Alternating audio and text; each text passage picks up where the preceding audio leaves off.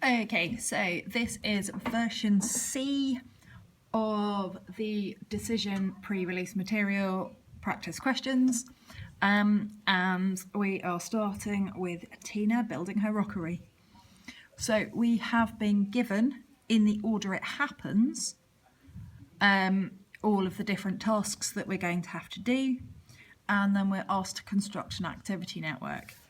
So, firstly, looking for the things that don't have any preceding activities. We've got A, and that's going to take us 6 hours.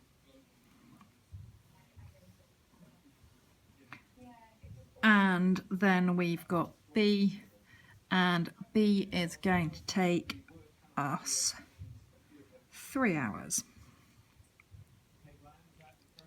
because that's its duration. So C has to wait for B to happen. So C is going to come from B, because that's what happens first. And C takes 3.5 hours. D also comes out of B.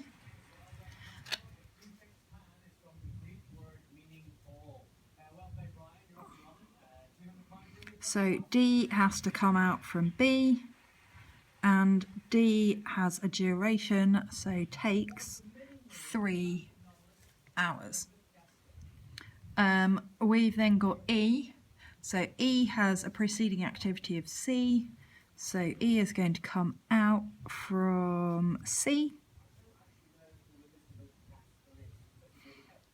So we've got E. And then E is going to take 2 hours. Our next piece of information is F, and F has D as its preceding activity. So we have F, and F takes 0.5 hours. G has to wait for both E and F, so has to come from both E and F. So if we put G here, then we've got G, and that comes out of both E and F. Things to make sure, just to make things a little bit easier when you're working with it, making sure that G is to the right hand side, so as we go across, things that happen later happen further across the page. We've then got H. H has to wait for G, and that has a duration of 1. So that is going to come out of G and takes 1 hour.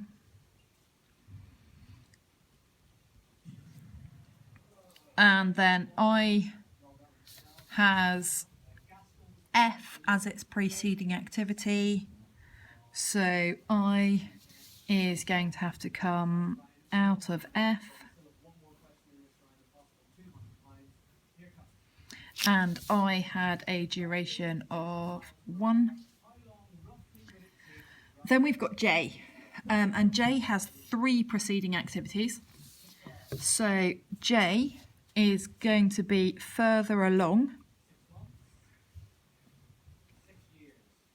So J has to wait for H, has to wait for I, and has to wait for A way back at the beginning. And it has a duration of 1.5. And then we have K. K just has to wait for J. And it has a duration of 1. And then we have an end. So that gets us our first 3 marks for constructing an activity network. First of all, we need an earliest start time. So if I move this a little bit higher,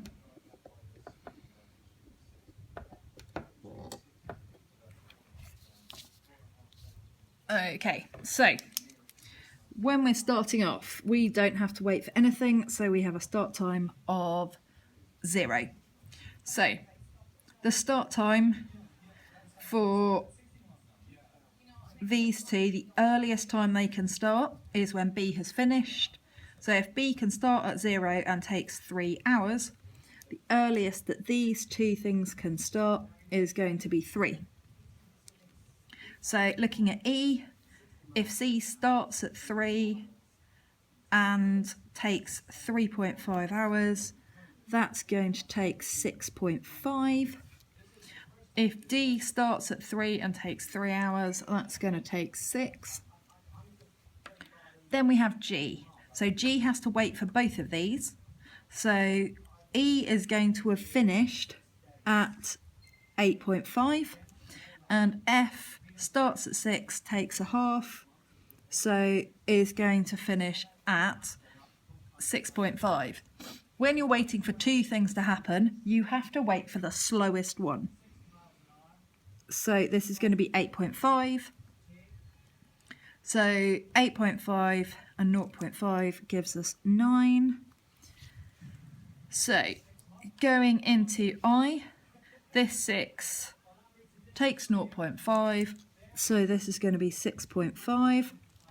So going into J, we've got 6.5 plus 1, giving us 7.5. We've got 9 plus 1, giving us 10. And we've got 0 and 6, giving us 6. So out of these 3, we're going to have to wait for the slowest. So our slowest is 10. Then K has to wait for J to finish. So they'll finish the earliest time K can start. And so the whole project, when we get to the end, is going to be 11.5 plus 1. So that is going to be 12.5. And that's going forwards. So that's our earliest start times. We then need our latest finish times. So the latest that can end is going to be this 12.5. So this is the deadline for the whole project finishing. So the deadline that K would give J, K is going to take 1 hour and has to have finished by 12.5. So the value that's going to go into here is going to be 12.5. So the last box, take away the middle box. So K's deadline, taking off the length of time it's going to take K to do it. So they are going to need J to have finished by 11.5. So J is going to do their job. So 11.5 take away 1.5 is going to give us 10. So the deadline that J is going to give all of its people is going to be 10. Then the deadline that H will give G is going to be 10 minus 1 is 9. So here we come to a slightly trickier bit. So we've got 10 minus 1. So I gives F a deadline of 9. And G, 9 minus 0.5 is a deadline of 8.5. So F has 2 deadlines. If they finish their work at 9, then they're going to put this guy behind. So they need to finish their work by 8.5 so that G can start on time. And it just means that A has got it half an hour before they actually need it. So we always need to work for our earliest deadline. and that one's the same as well. Okay, so the deadline that F asks D, 8.5 take 0.5 is 8. 8.5 take 2 is 6.5. 6.5 take 3.5 is 3. And 8 take 3 is 5. So when we've got 2, we have to go for the earliest deadline, and that's going to be the 3. So that sorts out activity network, earliest start, latest finish time. Then we've got our critical path. So the critical path is the bit where the numbers work. So here we've got 0 plus 3 is 3. So that's going to be critical. 0 plus 6 isn't 10. 3 plus 3 is 8. That's not true. That one's not critical, so we don't need to go any further along that branch. So then we've got this branch. 3 plus 3.5 is 6.5. That's true. 6.52, 8.5 is true. Then carrying along this branch, because we've got this line coming in this direction, we don't have to check this section. So we're carrying along in the straight line. And so we've got our critical activities. We then need to actually tell them what our critical path is. So we've got critical activities, and they are B, C, E, G, H, J, and K. Often they will ask us for the critical activities, because if this section here was also critical, then it's not referred to as a critical path, because the path, which is critical, but you can have some offshoots sometimes as well. We're then looking at a Gantt chart or a cascade diagram. So those will be done on graph paper, but using this information. So cascade diagram. For A, we start at A. We go along 6 squares.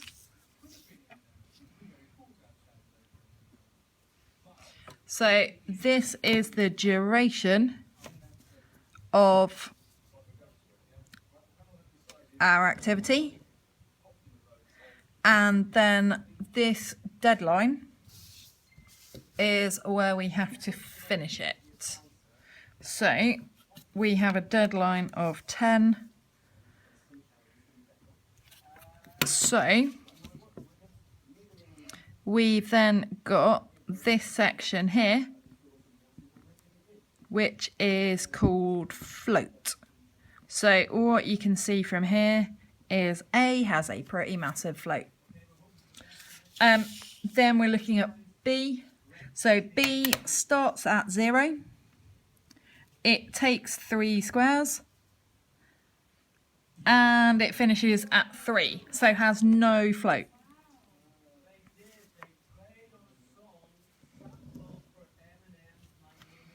Okay, so moving along, C starts at 3, goes along 3.5 squares, so finishes at 6.5. So this doesn't actually have any float either, which kind of makes sense given that it's critical. We've then got this one, starts at 3, goes along 3 to 6, but finishes at 8. So we have our initial duration of 3, and then our float, which takes us up to 8. Looking at E, we start E at 6.5.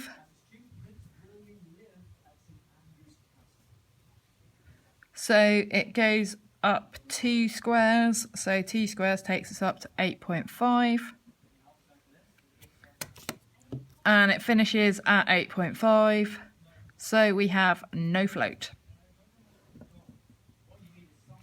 Right, F starts at 6, takes 0.5. So F is starting at 6, takes 0.5, but doesn't actually finish until 8.5. So we've got our initial duration, which is a solid line, and then our little dashes for float.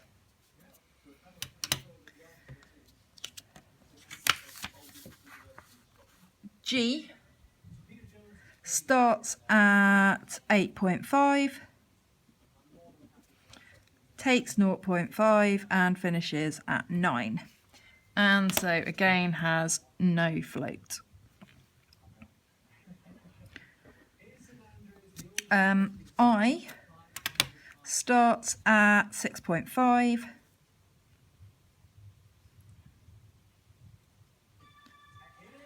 okay, I starts at 6.5, so that's on that line, goes up 1, so finishes at 7.5, but has float that goes all the way up to 10.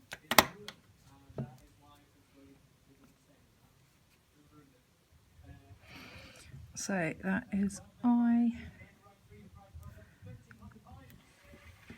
So we've got our float up to 10.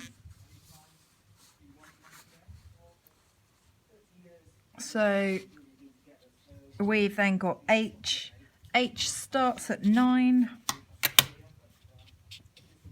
So starts at 9, takes 1, finishes at 10. And so doesn't have any float.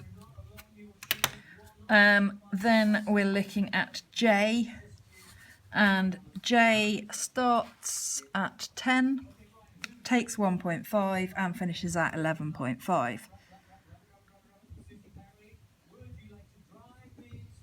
So no float because it's critical. And then our last one, K, goes from 11.5 up to 12.5.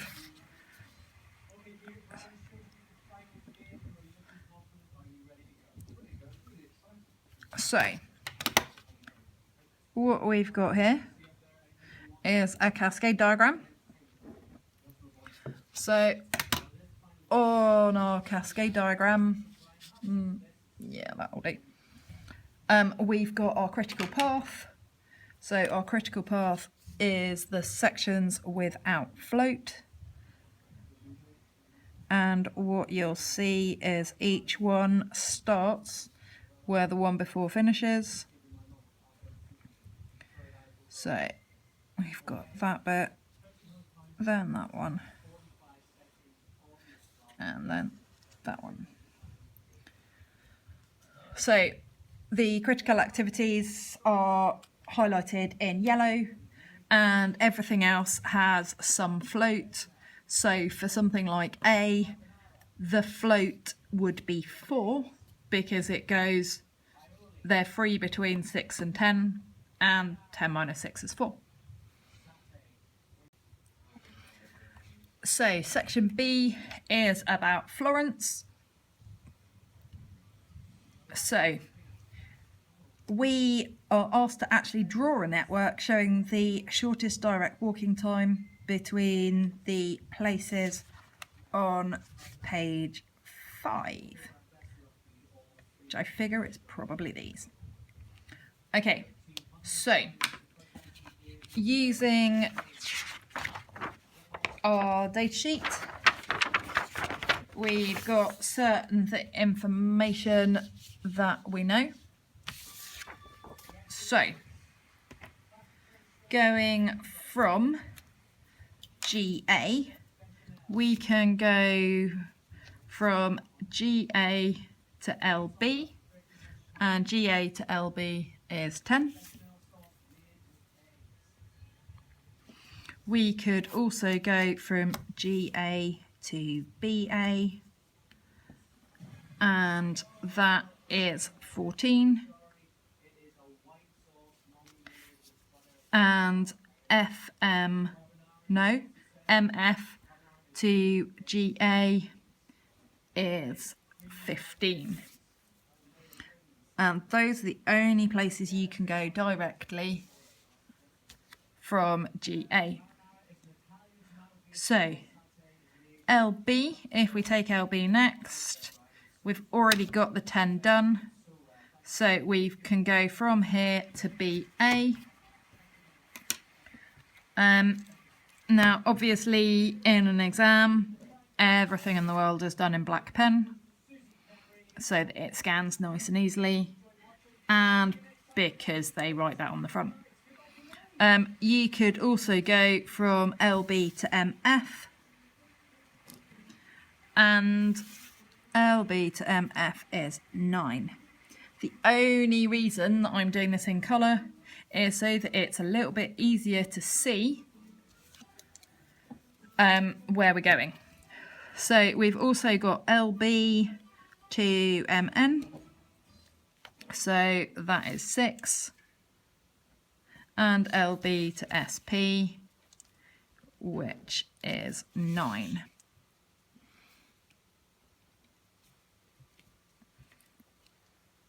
So from there, if we look at the next one along is BA. We've done the 14, we've done the 8, so we've got MF to BA, which is 1. And then we've got MF to BP, MF to BP, which is 8. We don't have SC on this version of the map, and it doesn't go to anywhere else.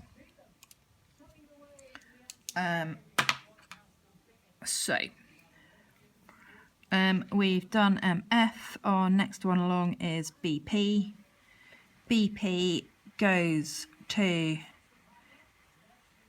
SC, PA, SP is 9.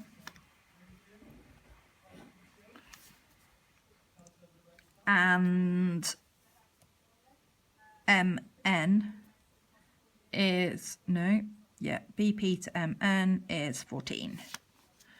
So slightly inconveniently, that goes through other things that we've already written, but that's capable with. So BP, we've looked at PA, none of those are on it. SP goes to MN, and that's 7, which unhelpfully is the time we run out of colours. Nope, because we haven't used red.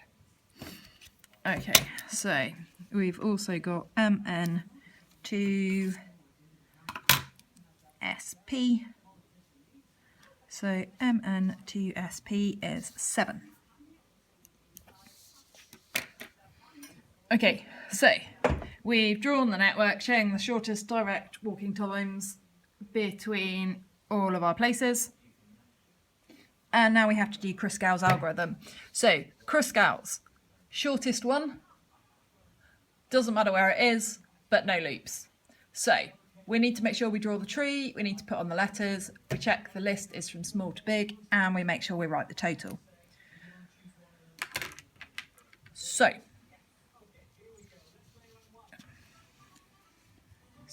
for 2B, the smallest thing we've got is 1. So we've got B, A, F, which is 1. So that one, The next smallest is 6. So we've got MN to LB at 6. We've then got a 7 at MN to SP.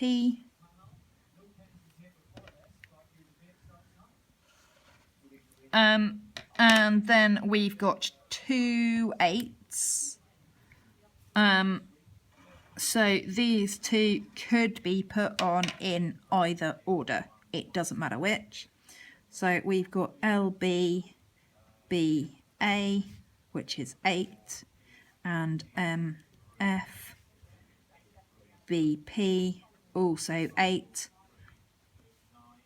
All those could be the other way around. It really doesn't matter. So, looking at this, the only one that's not currently attached is GA. This would have made a cycle, this will make a cycle, that will make a cycle. So we've got our last one coming in at GA. So we have LB, GA is 10. So adding these up together for our total,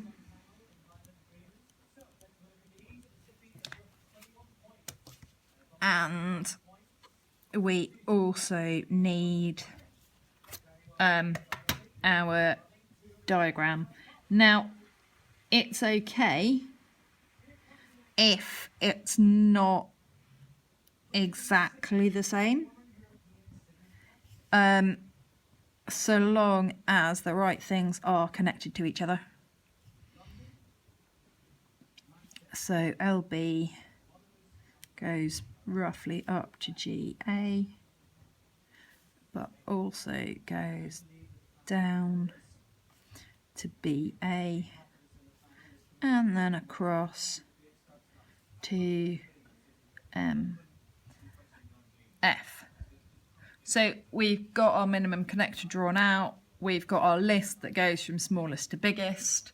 We've not got any loops on our diagram. The only thing now we've got to do is add these together. So we've got 16, 22, 23, 30, 40. So that's it for Kruskal. A little bit more on Florence. So we are using Dijkstra's algorithm, and we are going from SS to MF. So we are going from SS to MF. So, Dijkstra. Start with 0.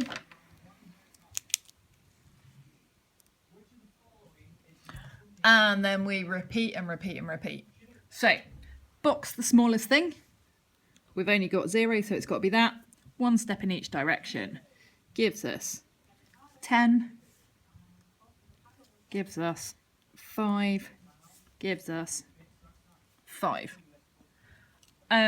Boxing the smallest, we've got 2 5s, so it doesn't matter which one of these we choose. So if we go with this one, 1 step, 5 add 3 is 8, 5 add 6 is 11, which is bigger than 10, so we'll keep the 10. And that's all we can go. We've also got this 5 down here, smallest thing, but we can't go anywhere from there. So, box the smallest number is 8, 1 step in each direction. 8 plus 8 is 16, 8 plus 7 is 15, and 8 plus 8 is 16, which is definitely bigger than 10. boxing the smallest number, one step in each direction. 10 plus 9 is 19. 10 plus 7 is 17. 10 plus 9 is 19. 10 plus 8 is 18, which is bigger than 15, so we'll stick with that. And that's it. Box the smallest one, which is this 15. Then one step in each direction. 15 add 3 is 18, which is smaller than 19. So we put a neat line through the 19 and write in 18. Make sure that the 19 is still legible. Don't scribble it out. They'll give you marks for it. 15 plus 8, bigger than 16. 15 plus 9, bigger than 17. Then we box the next smallest, which is the 16. So 16 plus 14 is 30. So we could walk from SS to MF in 30, but we have to wait until this is boxed before we can stop. We basically need to check out other options. So 16 plus 7, bigger than 18. Boxing the next smallest, we have this 17. So 17 plus 1 is 18. So that can come down to 18. 17 plus 14 is 31.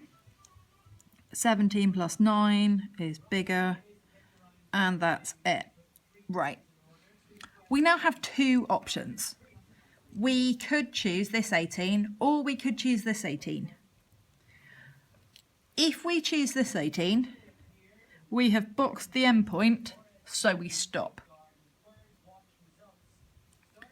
If we box this one, then once we've done everything and checked everything, then we move on to this one, and then we stop. So it's not an issue if you've done this boxed this 18 as well. However, it is an issue if you've boxed 19, because you should have stopped at 18, because that's where we went to. So showing all of our temporary labels, that's this crossing out here and this crossing out here. And the corresponding route is the bit where the maths works. So 18 take 8 doesn't equal 18, but 18 take 1 does equal 17. So we are going to have come from here. 17 take 7 does equal 10. 10 take 10 does equal nothing. So our route that we go on would be SS goes to SP, goes to BA, goes to MF, and the distance, or the time, because it's walking time in minutes, is 18 minutes.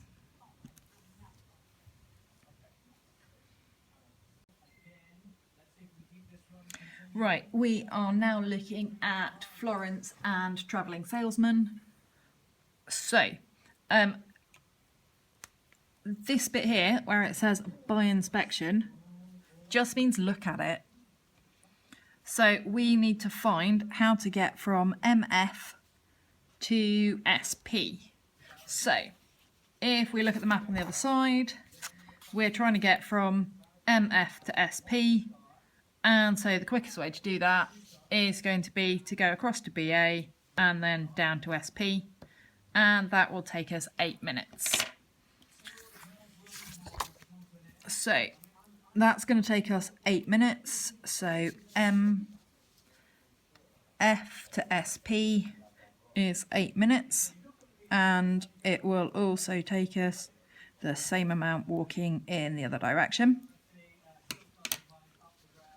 So on our second one, again, it's by inspection. So it's look at it. So we're going from MF to MN. So going from MF to MN, if we went between BA and MN. That's going to be 8. That's going to be 7. That's going to be 6. So if we went MN to BA and then across, that's going to be 9, which has got to be shorter than that, which is going to give us a 14, and that which is massive. So the other missing ones are going to be 9. It's not very often that they get you to actually fill in the table, but it does happen occasionally. Okay, so on table 1, use nearest neighbour algorithm, starting at GA, nearest neighbour, upper bound. So if we start at GA, then where are we going to go to? If we look down here, the closest thing we've got is LB, and that is 10. So when we're at LB, the closest thing we've got is this 6. So 6 will take us to MN. If we're in MN, the closest thing we've got that we've not been to is 7, which is SP. So SP is 7. So far we've been to GA, we've been to LB, we've been to MN, we've been to SP. So we've only got MF and BA that we're looking at now. So we've got 7 and 8, so shortest one is 7. Going to BA.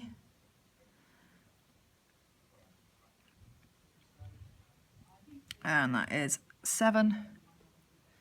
And then if we're at BA, then the quickest one is MF at 1.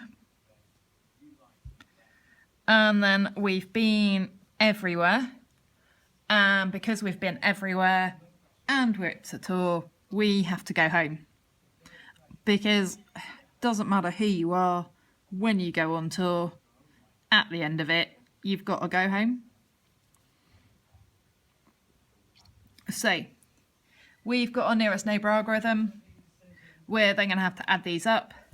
So 7 7's 14, 20, 30, 45, 46. So that is 46 minutes, and that is our upper bound. On table 2, we've been asked to use Prim's algorithm to find a minimum spanning tree. So if we look at this, we can do Prim's algorithm. So if we start in the first column, then we have to cross out the first row and highlight the first column. Looking at this, we want the smallest one that's been highlighted.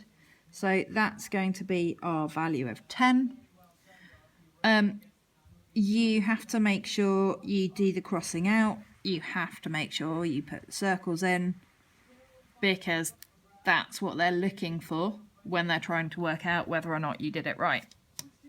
So we've joined it to LB. So we put a 2 at the top of LB. We cross out the row for LB. And we highlight the column for LB. Then we look for the smallest one that's been highlighted. So we've got this 6 here. So that is LB to MN is 6. So we've just selected MN. It's the third thing we've selected. So we can cross out the row and highlight the column. and then we are looking to circle the smallest thing. So we've got this 7 here. So we can write it in as M, N, S, P, and that was 7. So we've selected SP, so that's the 4th column that we've chosen. So we can cross out this row and highlight the column for SP.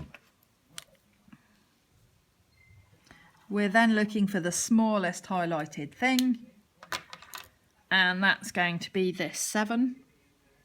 So we've got SP to BA is 7. They will cope if your table finishes off like this, but it's kind of good practice to make sure you've got that 5 filled in and potentially that row crossed out, because that way you know you don't have anywhere else to go. So, your minimum spanning tree. What we've got here, we've got a total of 14, 20, 30, and we've got the different points that we've joined together. So we've got GALB, so we can put that in as GALB,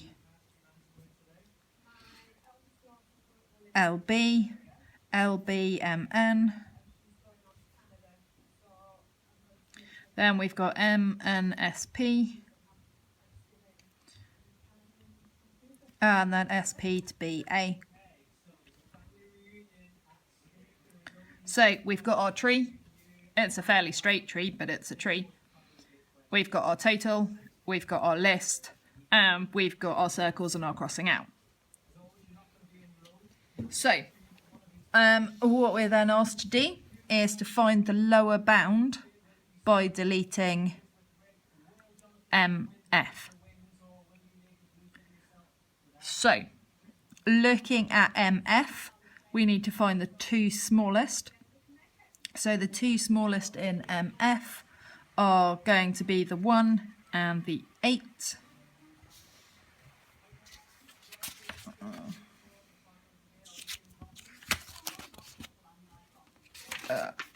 Random scrap paper. So we've got MF, and that goes to the shortest one at 1, goes to BA. The next shortest one is 8, and that goes to SP.